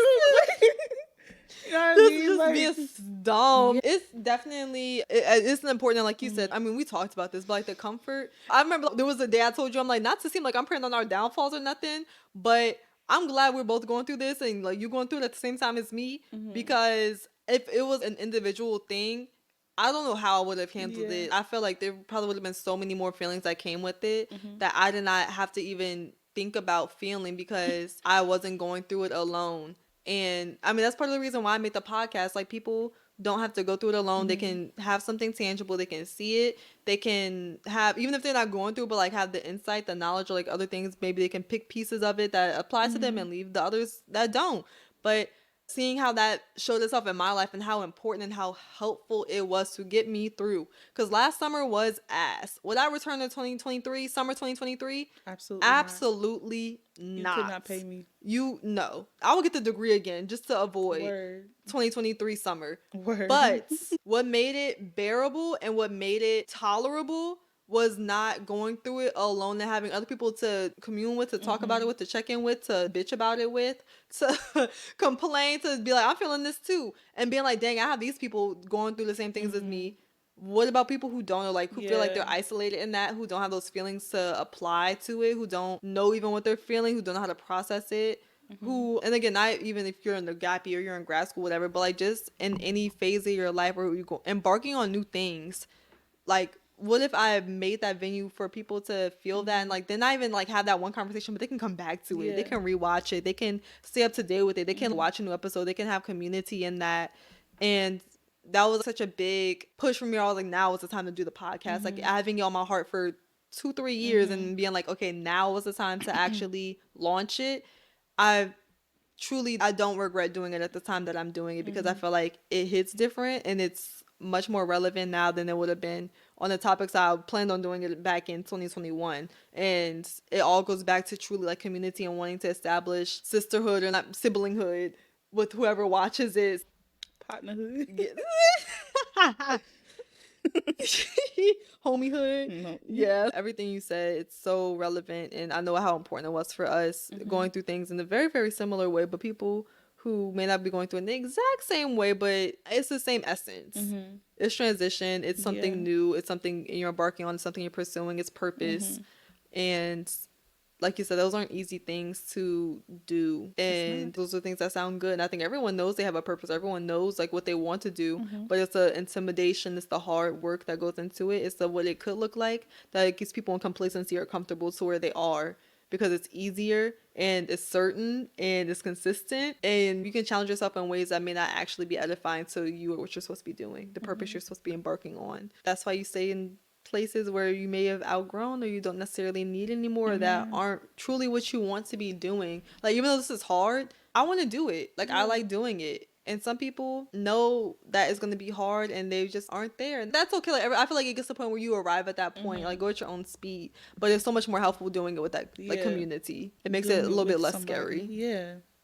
Again, we were never created to do this life alone. Yeah. I think if I didn't have my community, like y'all, the people who I knew supporting me, I probably wouldn't have launched this. Because I think about like the people, like I know I have people who are in my corner. Imagine people who don't and they're trying to do something, or they not even don't. They're people going against them. Yeah. Like people who are like, that's stupid. Like, that's not. Them. Yes. And they still do it now. I have a huge respect for people like that, because I have plenty of support. But if I had all naysayers and no support, would I go and post an episode every week or every 2 weeks? Probably. Would I have launched it on my main page too? Probably not. You really have to like bet on yourself with that too. Like you have to have that like it's a whole new level of confidence you have to have when you have people telling you that's actively that's stupid. Your own family and like friends telling you that's stupid, that's not right, that's not gonna do anything, it's not gonna change anything. Now that's different, because I had nothing but love and support. And I knew I was going to have people hyping me up in them comments every time. And if I didn't, I can imagine how things would have turned out. It's a good thing we don't have to, child. No, it's a good thing I don't have to know. Yeah, that's but maybe blessing. For people who do. For people who do, like, one, keep going. Like, hear that earnestly. Like, keep going. Because we're rooting for you, Stink.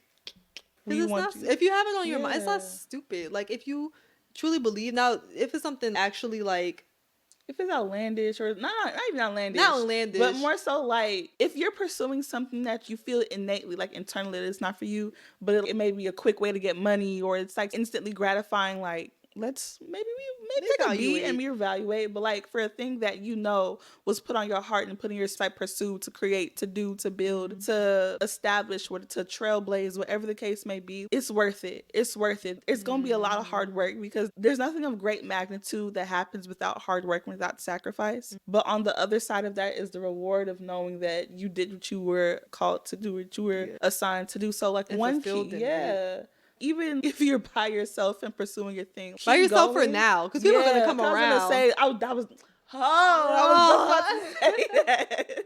I was literally about to say, because as you keep pursuing what you're meant to do, the right people will come into your life at the right time. I'm thinking about you and your B group with like the Comforts and the Ashleys. Man. Like, you know what I mean? Like those people who love who like were already drawn to you because of who you are, but then they were in a place that you wanted to be. And they were able to give you the tips and the help and the support, the actual like, you know, tangible things that you needed in order to produce something like this. And like it wasn't until you opened up your mouth and said, this is what I'm doing, and you started beginning to pursue this, that they were able to step in and be like, okay, girl, we got you. Exactly. You know what I mean? There is very much value in like, do what you gotta do and the rest will fall into place. Exactly. Yeah, it's gonna happen. My TD always say, do what you love and the money will Everything come. else will follow. Yeah, but same concept, like do what you love and everything else will come. Like everything else will fall into place. Not even just the money. Because I think that's a big thing. People think, oh, passion, purpose, whatever. How's it going to sustain you? I mean, and that's a real factor. Like we got to live. Life costs money. Like that's real. But in the same essence of do what you love, the things that you need will follow. Your needs will be met.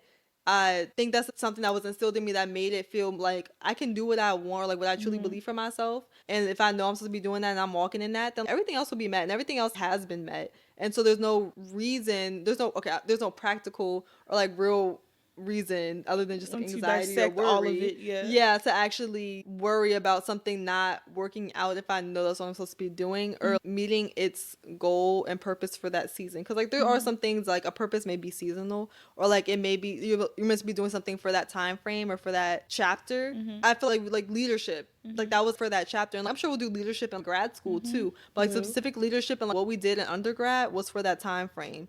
We wasn't about to add another 5th, 6th year to do the same exact thing.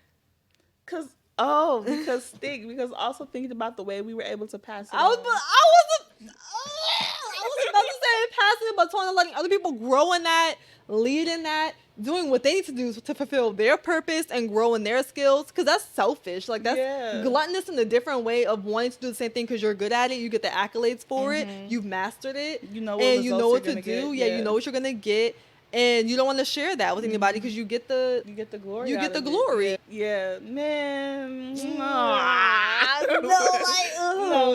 Bro, just thinking about like with HCF, for example. Oh yeah, dog. The way HCF, like we joined this Bible study group on campus, Hilltop Christian Fellowship, as freshmen, first semester. And then the leadership, they wanted to pursue other things outside of that Bible study because it was student founded, student led. So if there were no students leading it, it wasn't a thing. Yeah. So the people who were leading it, they got busy with classes or work, or they just wanted to pursue other opportunities. Mind you, this is important for me to say. This was after our first semester as freshmen. It's not this gradually happened. This was first very, semester. Very sudden. October of first semester. Then they said they wanted to dip and they wanted to experience other people. Yeah. They wanted to see other people. No.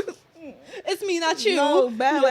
Like, their like leadership, like I was a church rat, y'all. I love God. Church girl for to real. Pieces. But like very much coming into college as a freshman, like I came out the church. You know what I mean? Like I walked out the church into college. Church with your high school diploma, like.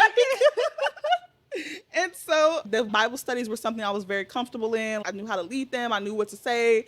I knew all the things. Which is a whole other like topic about like being unchurched. No. Yeah. I love God too, you know what I mean? I like God. Like you recite stuff off the top of your dome. I'm like, I don't even know that.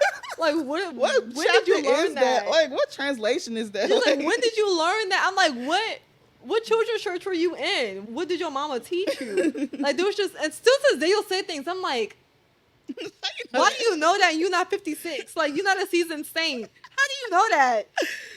At 22 years old. Like that's just so crazy to me. Great foundation though. Because now you can apply it to your actual relationship and not work out of it as routine. So like it serves its purpose. But just it still amazes me that a 22-year-old like yourself at our young, I say our big old age, at our young old age, just knowing the things that you do, like the whole history of Passover, my nigga. We were like 19, and we're doing fasting and stuff for Passover, and I'm like, I didn't know niggas even fasted for Passover. Like I didn't know the story of Passover, literally passing over. And I saw it was on the calendar in March. Like I didn't know what that was. Easter coming soon. Like that's no, it, like. literally. Certain stuff like that, I just was always so enamored. I'm like, how does this girl know this? But yeah, go ahead. I did have a good foundation. Shout out to my foundation. You had a very, very good foundation. But basically, long story short, because I was like well versed in the things of like Bible study and all that, they asked me to take over for them as leaders while they went and did their thing. And so that was like October of freshman year. Like that's first semester. Freshman year. From then, I began to reformed it and like made it to something. The contract, rewrite the Constitution.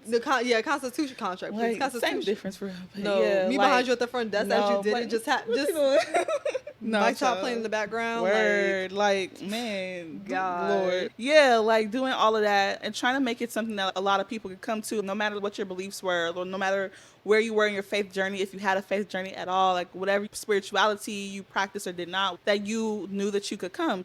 Very much that grinding to like rebuild that and like refresh that and all the things and transform it.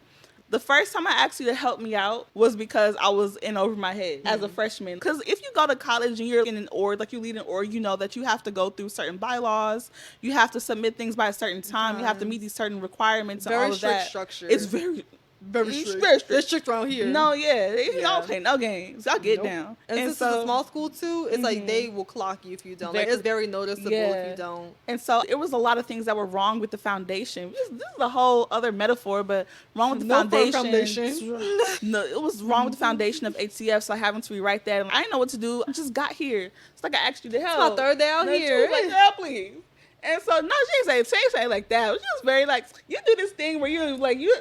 I don't want to deny it, but like Yeah. I'm not gonna be rude and be like, "Girl, bye." But it's definitely like, oh, okay, sure. I said okay. No, yeah. I said okay. yeah. But I got into my groove. Like I knew how to lead it. I knew how to produce Bible studies. Yada yada yada. Mind you, 3 months before, I thought Bible study was for old people. Like I literally had never been to like a Bible study with like, people my age, so they had it at college, and I saw it at the involvement fair, and I was like, 19, 18-year-olds doing Bible study, like that's an option for us. And talking about relevant things to us, that was just crazy to me. I had already had the flyer and stuff, and I was like, oh, maybe I'll go, maybe I don't. And then you were going, you were like, girl, you come in? Like, let's go to Bible study. And I was like, okay. No, yeah. And that's how that happened. But I didn't even consider Bible study being for younger people. Like, I thought that's something my TD and my mama and all them went to on Wednesday nights. Real. Like I just chilled. Like I did my homework in the back. My mama didn't even consistently go. Like it was other people I knew who went like, Wednesday night prayer, went to Bible study, did all these other smaller group things. I'm like, girl, we go on Sundays. Is that not enough? Like it's only a 7-day week. We go one day. Why we need to go again? Now being in life, I'm like, baby, I need to go about 4 times a week. Like you need a revival at the church show. No, so seeing you lead it and stuff, and then like you inviting me, I felt like I was just so fresh in it to where I didn't feel confident enough to even not to produce anything constructive, and 2, not nearly to the way I knew you could do it because of the foundation you had and the knowledge you had. I felt like that just simply was not my place, and not only was it not my place, but like what could I do for real? And not in a way of like feeling insecure, but like simply just really not having the knowledge, like just not knowing. But you know, I stayed the course. I stayed under you. This is where we're going. Okay. Walk with me.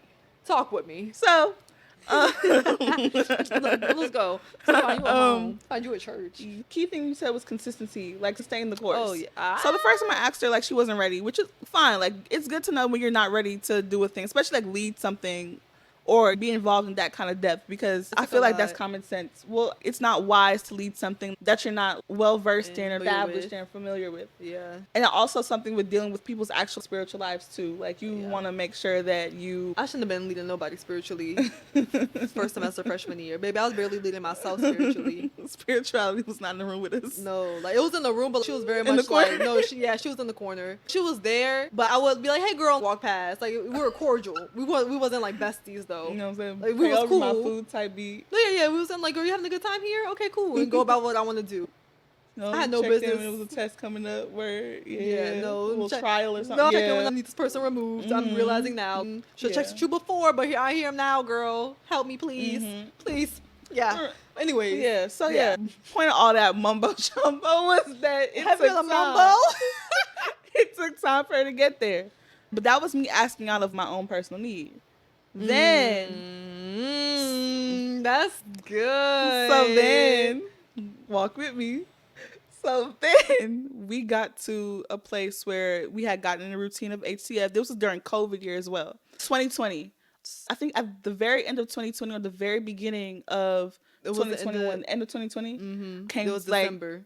I was thinking about how we extend the longevity, because also there were 2 things. One, I wanted to extend the longevity of HCF. I feel like it's important as leaders to know when and how to extend the longevity of the thing you're working on, so that it still stands long after you're gone. Yeah. And 2, I had planned on graduating not just a semester early, but a year early from school. You weeping every week and begging and pleading, and God answers and listens. So It answered me real well. We even walked together. That's crazy. in stride. I was exploring my options. I was like, do I go to the parent organization of us and do I ask them for help or ask them to bring somebody in? Who do I go to? Basically seeking God on like what I should do about HCF. And then, long story short, Holy Spirit was like, where your friend at? Well, I'll tell you where your friend at. Her friend, me, I would go to Soaring Oak a lot of the time during that year during COVID just to get out the freaking room and get some breath and air and recharge. I recharge in nature. I like being in nature. I like being surrounded, journaling, whatever. And I went to Soaring Oak and I was journaling and I was taking my walk around campus. All 5 people on campus at that time. And I had grown a lot within that past year during 2020, like right when the pandemic happened. That's one of the moments I had one of the like closest encounters and interactions with God was like literally the beginning of the pandemic, coming back home, being home and having that shutdown. That was very much like a reset for me. Yeah. I felt much more equipped in my spirituality and I was growing and being led deeper. And I can't remember like exactly what I was journaling about, but I felt told to be like, okay, next semester it's time to like pursue leadership or like consider leadership in this thing because I was pursuing leadership with BSA. I was pursuing leadership in the things that I enjoyed in other aspects. So I'm like, there's one aspect of my life where I'm also growing. Why not go deeper? Yeah. Now it felt like it was actually time and it was time to grow in another sense and like challenge myself in another sense and like spiritually. That's where your friend was at Soaring Oak journaling, and that's where I was like, I need to text Courtney and I need to ask her about leadership and meet with her about it and see if that's something she's willing to do, is like be a co-leader. And I also kind of thought about it in the sense of like, if she really does leave me early, what does that look like? I'm like, I need to submit and go under her now, learn it, so by the time she does leave, I can do it well as well, because you did it really well. And that's not even just with HCF, but that was with BSA, like everything that we led together. You did extremely well, where I was like, there's fruit here that I need to take away from when it's my time. Because again, I was going to be the one lingering. And so I'm going through a time of lingering. And so I've never been lingered.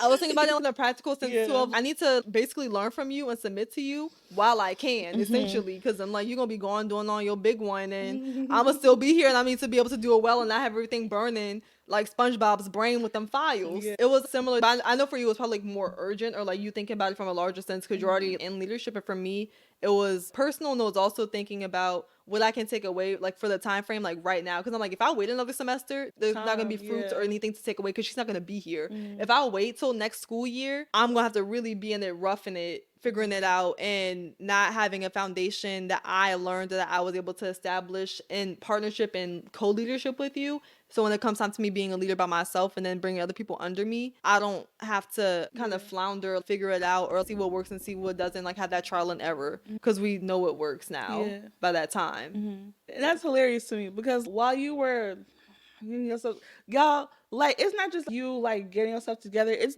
the 180 that happened.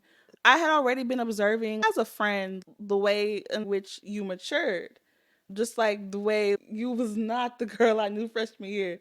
Like, you, Girl, Lord. no, thank God. And thank God. No, before and after, for real. No, yeah. And so, like, observing how not only that you were walking with God, it wasn't just believing in God or in the religious sense. It's like, it was a relationship. Being in step with God. Like, very much, I gotta seek God for. Like, was I? Like, never talked about seeking God before. No, and baby, did I sought. I've never been sought. I've never been through a time of seeking. No, baby, was I? Yeah. So just seeing you in that process and seeing how much you had changed. And I know one of the things that got me to where I was leading HCF as a freshman, was my mentors, them seeing me want more of God and want to grow in that certain stature, and them ushering me into position, taking me under their tutelage basically, and like showing me how to lead and showing me what things to listen for and to look for and all the things. Following that example and wanting to do the same thing with you, because I saw how much you were growing. I was like, well, you can't just grow on an island by yourself. Community.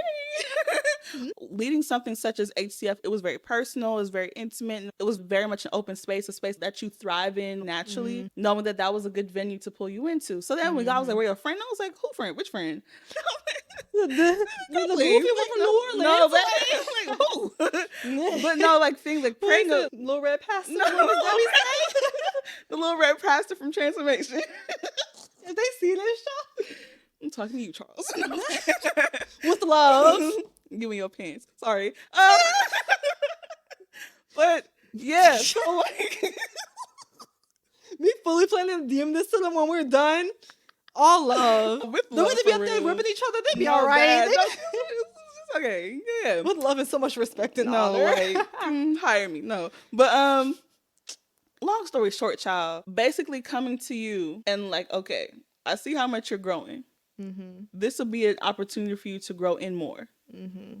What do you think? And you being like, I was just about to come to you. What do you mean? Like, What are you talking What are you about? talking about? What do you mean? I'm like, for real? I'm like, cap, so CAP, cap. CAP. No.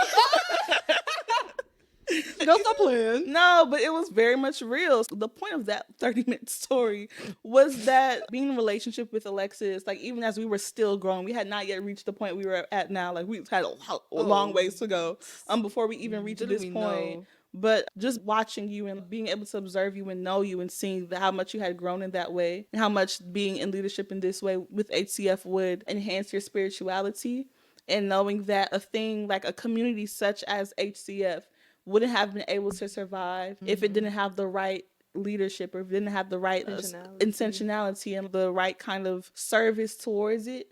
It couldn't have grown and had become the safe space for so many people. Our little handful of people that it has. No, yeah, it was very cute. intimate. Yeah. Yeah, very eclectic. Just another facet of the importance of that sisterhood or that siblinghood or that community and how that plays a role in advancing a thing from one level to the next. For sure. And then seeing you do that with me and mirroring it with me, and then thinking about me passing it off to the babies when we left, and bringing up people in leadership and making sure that they're afloat, and then staying available. Like even though we graduated, we're still fully available to the people who we did bring under us and have under our tutelage and under our our mentorship and our guide and with our insight and wisdom. I always said this to you, but your leadership and your leadership style, like we always Courtney's the brain and I'm the heart. Like we will always say that. Courtney, she likes to know, she has the knowledge, she has the do behind it. Like you're very meticulous and knowing it thoroughly. And for me, it's about how people receive it, how it hits, communicating it in a particular way, making sure it's actually hitting for people, and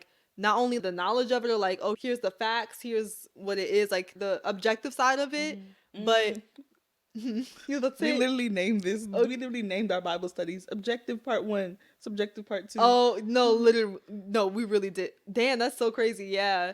And the objective side of it from Courtney, and both sides are extremely necessary. And then me being able to okay, this is how you practically apply it in your life. And this is what it means to you. And this is what it meant to me. And this is how it connects. That, I think that's why we work so well together, and lead so well together, because you need both those sides to balance. If you have all facts or it's strict, it's outlined, and it's just bland.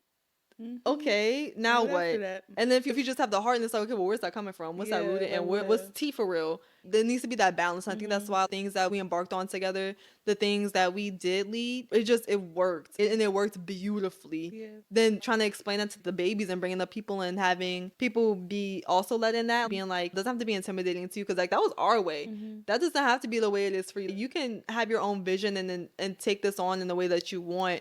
Now, obviously, we're both removed from BSA. Not removed, we don't talk to them or nothing. We talk to them all the time. Yeah, we don't go there anymore. And so the ways that BSA and HCF evolve outside of us, we just have to hope whatever foundation we laid served it either for that time or still continues to serve. And that the people that we brought up under us are able to be autonomous and do things in their own way, but have the foundation to know and the mentorship to know to be called deeper and to be able to lead in their specific ways and experience that for themselves. Because you didn't overbear me, you gave me your guides. I needed that structure. I needed something to go off of, because again, I never led a Bible study. I thought Bible study was for the old heads. I had witnessed in that there's some things too where you can want to lead something, but you have to actually submit and be in it first. And I know Michael Todd talks about this a lot too, where there's things you want to be in, there's positions you want to be in, but you really need to just submit or need to actually be in there. First. You have to be a student, and you have to also steward over whatever you're given well. Yeah. And I didn't, it wasn't super intentionally, but I was consistent. I was in Bible study every week. I was there with you. I was there as you made Bible studies. I saw kind of how you worked behind the scenes, because we was just around each other all the time. And it was unintentional at that time, but thinking about how helpful it did end up being for me when it came time to be a leader and we did meet more intentionally about about it and you showed me the structure and it kind of made sense and you gave me the outline of like, this is, you know, what you do to prepare. This is, you know, what you can do, and having that foundation and me being able to tweak it, like being able to put my own spin on things once I had that foundation. Because I'm like, yeah, Courtney leads it like that and it's great and it works for Courtney. I don't be a copy and paste of Courtney, even though again, we're the same person basically. But I do not want to have it just be the same thing and then my way can maybe touch somebody in a different way. Because like, again, people aren't going to receive things in the same way. And I know there was Bible studies where for some people, they loved when you led. And some people, when I did a certain way or I did certain exercise, it resonated with them. And you have to have that rotation or you have to have that balance to where you are able to communicate things in different ways so it can resonate with different people and touch as many people as possible. Yeah. For sure. And what I also want to remark on is that, because you were talking about how I approach things from a very logistical, theoretical standpoint, when you approached it with a very practical, or how you can like apply it to your life and what that looks like for you personally or for people personally. But I think what I've recognized also over the past couple of years is that even those things have rubbed off on the other person. How I very much used to classify, I'm the brain, you're the heart. Period.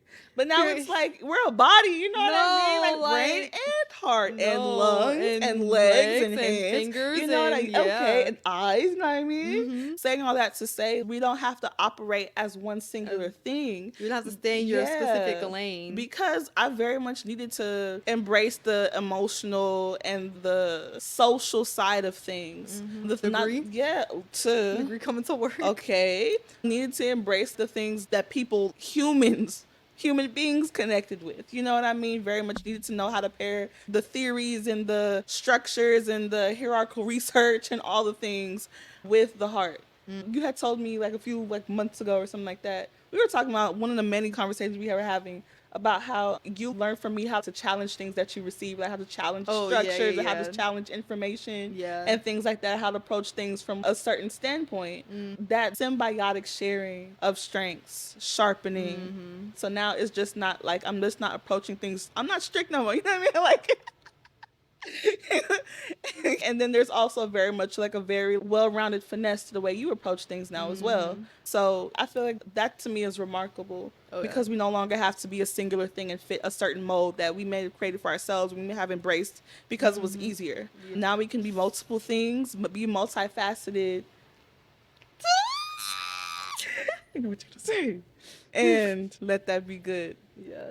Oh, this goes perfectly into like the next point we want to get into, but also allowing each other to grow in that and not staying strict on those expectations of, oh, you coming into my lane, you're supposed to be the heart or you're supposed to be the brain. Yeah. Like, now you do like back. Like allowing yourselves to grow in that, like really do lead and allow ourselves to merge together. Because if we stay strict on those expectations, like held each other to what I thought or how I perceived you or what I thought you were supposed to be doing, or like, girl, you used to be closed off. Now you all up in my lane, want to know about what I do and my rituals and my routines and journaling. Like, back up. Oh, now you want to journal? No, literally. And and that can be for some people. That could be a pride thing too. Of like, oh, look at you copying me. Oh, look at you. Now you see I used to do this. Now you do this. And follower. It's supposed to be like that. Like, it's not supposed to be this linear thing. It's not supposed to be you sit on your track and I'm on my track. Like, it's supposed to come together as a union, as a body. And not even in a friendship, like as a community. And if you really want to take it there, as a body of Christ and kingdom. But you have to allow yourself to grow, allow other people to grow in those spaces too. Because like, what if you also, on the flip side, stifle yourself with being like, oh, well, I'm not supposed to be dabbling in that anywhere. Oh, like, I don't care. Like, they got that covered. I'm not going to entertain that. I'm not going to grow myself in that way because they got that covered. There's still things to take away. There's still things that you don't have to limit yourself to because you think, well, that's not my space. That's not my role. That's not my lane. There's always going to be power and knowledge and knowing more or experiencing different things or delving into something that you may not be familiar with. And you have to allow yourself to grow in that. And then we have to allow ourselves to grow in whatever it is that we are striving for and wanting to see in ourselves, in our personal relationships, and then in our orgs, our community, our leadership, etc. So that literally goes into the next point of where we were when we met versus how we are now. And I feel like we've kind of covered where we were and how I get it. Yeah, how different it is now. And you always talk about how everybody and their mama knew me freshman year. We would be walking around and people would be greeting me freshman year. Like, girl, we just got here 2 seconds ago. How did they know you? Who are How these you niggas? know? And you just be there. and just quiet to yourself or whatever. And then sophomore year, you were an RA and you got into leadership, and so you had to know people. Like you had to be in the mix a little bit more, and growing in that. And then me with things that like you were comfortable doing, you know, solo dolo, your leadership, your work ethic, all those things, and me coming into leadership and seeing things handled very differently, because I was confident in my leadership style, and I thought my leadership, I was, oh, like, yeah, that works, like, it's good. And I saw the way you led, and I saw the way other people led. Like you said, saying that's just a very community-oriented school and prioritizes leadership and social justice and taking on your world and all those things. And that's a big reason why I chose St. Ed's. And with that, I met people who were of my likeness, and I met people who were able to, one, show me different ways to handle things and do things, and then two, who sharpened me and edified me and challenged me, because I wasn't the only one doing it now. Right. Like versus high school where it's like, it's just me, or it's just a handful of people who are interested in the same things, versus now it's a whole school like that. Yeah. So the standard is raised. Yeah. Like it's no longer like, oh, you stand out because you're the only person doing that, or you're only a few people doing that. The standard is very much raised where it's like, oh yeah, all these people did all that too. And then this is how they did it. So being exposed to that and being like, what can I take away from this? And then for me, it became a thing of, yes, I knew I led well and I knew you led well, but when it came time to actually lead it and lead it my way, would it work well for the ways that it works well for you, or like the ways other people led and it was successful? Will my way be successful? That's something I had to grapple with, and that's something I really had to kind of reckon with, especially when it came to junior year, when it came time to transition from being vice president to me being president for BSA. And we would literally leave events and we would go talking in different rooms, because you'd be like, look at me. Like, nothing about Simba and Rafiki, and be like, you don't even know who you are. I'm confused. You don't even know who you are. You like, look at me, like, you got this. And really reassuring me in this, because all the layers I went into it, to like just completely restructuring BSA, doing it completely different than anybody else, and all the details that went into it. And it was us, but a lot of it was you, and I mean, you carrying your burden and taking on a lot. But me there supporting you, and I'm like, I knew I was a good supporter. Like, I knew I will always happily work and submit to you, because I trust you and your leadership and your heart that much, and you do it so well. Like, I know it's not gonna be no silly goose games. I know it's not gonna be no BS when it comes to you. Like, you're gonna get down to it. And so for that, I'm like, yeah, I was comfortable being VP. Like, it was cool, and I knew I wanted to be president. And I just was kind of like, dang, what's it gonna look like when you're gone, when it's just me, and like it's a new team, and there's new people, and we have to now carry on this standard that we set for ourselves. Like, the stuff that we did that was, now we're trying to make the standard, like, doing it now the second year in a row, and then elevating it, because it's always supposed to grow. What does that look like? That intimidated me, and I had to kind of reckon with that. But you were very solid in that. You knew, like you said at the beginning of this whole episode, you see people from a different lens that they see themselves, so you can see things in them that they may not fully be confident in for themselves yet. And that was very much the instance there. And like, again, I knew I was going to leave BSA and do it, and like, it was going to be okay. Like, I knew it was going to be fine. Like, it was going to go down in flames.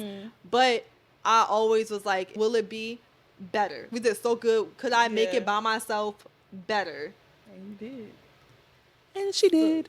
Please. So yeah, thinking about that and like the growth that comes with that, and the growth on both of our ends. Think about like the growth that came from that, like you being in the mix and getting to know people and like your leadership positions you took on and the jobs and roles, and how that almost in a way like even propelled you into like being so ingrained in your ways and work ethic and the structure that you have for yourself. It all works together so much, and now we're both in this space where we can reflect on it and recognize it, and also, what does that look like for grad school? Like, what does that look like in the future? What does that look like in our careers? I'm excited, but it's also like, damn, like what next for real? No, like what next, and then also what's next, like without stinks, without like you. Like, I think about that, because when January hit, I was like, ooh, time is ticking before we hit Arizona and Tennessee. But we joke, unless you're serious, but we joke about how the things that we started on campus, we gonna create like a chapter at our schools. Like, we gonna do a 2.0 number. Same thing, different title. No bad. Have a Vandy ASU crossover just to be able to work together. A conference. No bad. Just to meet each other in like Colorado or something. Like, girl. And so thinking about that, but also I trust that the same way that God led us to each other and the same way he had to work out all the kinks that we had separately, and that we, the ways in which we kind of clashed a little bit before we were able to blend together for real. Yeah. Like he'll do that and even more, because in those times where it was hard, or those times where freshman year, I didn't know it was gonna be this. You know what I mean? I was like, oh. Because you said something like I did. Yeah. I You know what I mean? had much Like vision every for time we us. talk about I was this, I'm counting on like, you. girl, it was never that serious. And for her, it was. She was like, oh yeah, it was gonna be It was us always that the whole serious. time. Me, I was Because like, how could it not? yeah, but like, so you saw like you like your serendips. Me, I you're not do. dealing facts. Like, Yeah, that's something that's funny too. Like I feel that's a whole other thing. No, yeah, but yeah, for me it just all looked too good. I was like, Yeah. I'm like, He's like, God's this hand is a sign. is in Me, this. signs, please. I don't believe in signs. No, miracle signs and wonders follow No, me. bad. Like what? So yeah, so now we didn't know. I couldn't have fathomed that all of that would turn Now into this. I couldn't have fathomed it would be to this 92, Yeah. but I knew he was gonna be around. Yeah. Like, I knew he was gonna be locked in. Yeah. I It was gonna be now like could not this, nearly yeah. anticipate it was like all that we ended up achieving together. Yeah. No, yeah. Yeah. I think achievements for me, I don't want to sound like I achieve easily, but like achievements are very good. It feels really good to achieve something, especially with someone that you're friends with and someone that you love. But also I think for me, the monumental parts of it are the depth of our relationship for me. Like that's the part that has really transformed my mind. Oh yeah. Because I wasn't getting this deep with my homegirls in high school. You know what I mean? Yeah. Like to this day, like it's me and my one friend from 4th grade. She girl. You know what I mean? Like, Yeah. you know what I mean? Like I'm so cool with people in high school, but like a deep relationship, like it's her. You know what I mean? Like it's not my. It wasn't my cup of tea. Yeah. Just like reflecting on the fact, I don't know, this is my little note to you the other day, but just like reflecting on the fact that like we're here emotionally, like that we're this intertwined, like our lives are this involved, that our paths cross this much and intersect so precisely and so intentionally, like the way God designed it.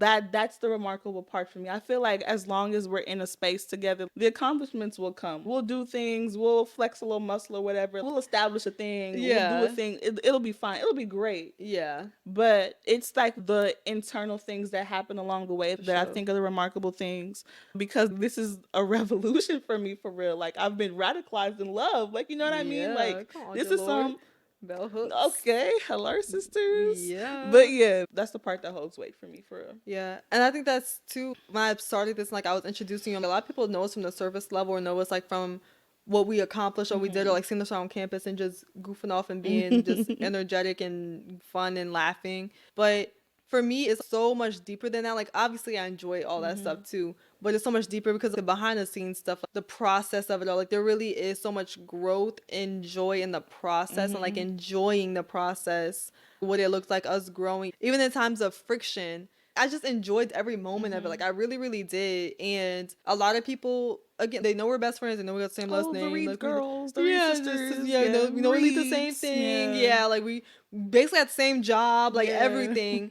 And like they know, like we share a brain, but the depth and the actual heart and stuff behind it, the way you really do see me, like you know me, and like you know me in such an intentional way, and like now the only person who knows me in those ways, I'm like, this isn't something that just happens. Like it's not something that just comes around once in a lifetime. And I told you so many times, I didn't think I would have a sister, a friend this deep. I thought I had to wait till like I was older, like in my 20s or like more established or whatever. Like I did not think I would meet friend for life, like really like truly like my best friend for life at the age of 18. And then embark on all the things that we did in college and at 19 and 20 and 21 and 22. Some people don't even experience that with their best friends in their lifetime. And I just feel so extremely blessed and grateful to have God be that intentional, to like to place each other at that time and do his work at that place. Because I just think about like, the one thing, like just really just working it all together. Like I want to go to college in DC. Like I want to be across the country. I have my own plans for myself, and being obedient and listening, even when I didn't have like the not nearly as strong as a relationship as I do now with God, but trusting that this is where I'm being led, and like having like saying that's confirmed for me and all the people I met and like our friends and stuff. But it really is like such a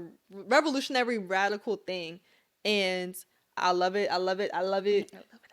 Yeah, it's beautiful, beautiful. And a lot of people, they may never see the actual intensity behind it, and they may know it, but it's really something you just gotta feel. Like, you just gotta know. And it was funny. I was talking about this. I was gushing to August about this, actually, like when we were catching up one day. But I was gushing. I was like, Courtney, for real, as much as we joke and stuff, like, she really does, like, see me in such a different way. And she knew all the details of what I was talking to him about at the time. Like, she knows all of it. Like, she had been with me through it. Like, Courtney's been with me in a lot of stuff that people either don't know or they knew, but they were still kind of removed from it. Like, you were in it with me. And for that alone, like, extremely grateful, and extremely, like, it really is like such a mind altering thing. And forget all the accomplishments, for real. Like, I don't like all that. Like, okay, cool, great. My resume look like a receipt, whatever. But the relationship and, like, the personal growth, the emotional, spiritual, intellectual, mental, I would say physical. Wow. What's gonna play? Growth is, like, far exceeds all the woo-woo things that we started and did and accomplished. Like, okay, that stuff is temporary. Yeah. I get to, like, share the love that I got to learn with you to my kids. Like, that's deep. No, I get to, like, my kids got a TD already. No, like, I get to go into relationships and, like, know a love and experience. I have a standard of love higher because of you and our friendship and our friends and our friend group and our friendship and our community. Like, I get to have a standard raised for myself when I encounter other people. Like, I know how I can be loved, about how intentionally you love me and our friends love on each other and the support that we have. And, like, I'm so grateful for that, because that's the thing that's gonna last. Like, that's what it's about. I get to share this with other people in community. Like, I can't share power to the people with everybody I come in contact. Like, I mean, a little bit, because, like, you come in contact with me, you come in contact with all the stuff that I stand for. But, like, I can't share all the accomplishments with every single body. Like, I can share love, though. Like, when I encounter people, I can share light and knowledge and joy and the things that are produced in me from relationship with you, with our friends, with our community from St. Ed's. Like, I'm very grateful for St. Ed's too, and the people that are there on that campus. Like, it's just a little bubble of paradise. Right. If you're looking for a college, there's a little small liberal arts school in Austin that costs about $80,000 a year. Okay. The price is steep. It's worth it, though. They give money when they want to. Yeah, but they give love all the time. Toppers up. Please, and then putting this, like, in a montage, like, girl, bye. Then Beyonce saying that we're to you. Yeah. And so, anyways, that means selfie with Dr. K. Anyways, love and miss. Anyway, I think that goes perfectly into community, though. It's gonna be like a 2-part episode. Part 2. Oh, that's gonna be fire, though. Come back to part 2. Into community. It's so good, feel like I'm dreaming. You don't have to feel alone tonight. Blossom on my love and like a rock. Let's show my water bottle. We have to. Waller. Sponsor us. I love this. The only water. I'm not a water bottle girly. Like, I give me a bottle of water. No, give bad. me a cup or something. Bad. No. But this is the only water bottle where I actually like and enjoy and, like, refill all the time. I keep that thing on me.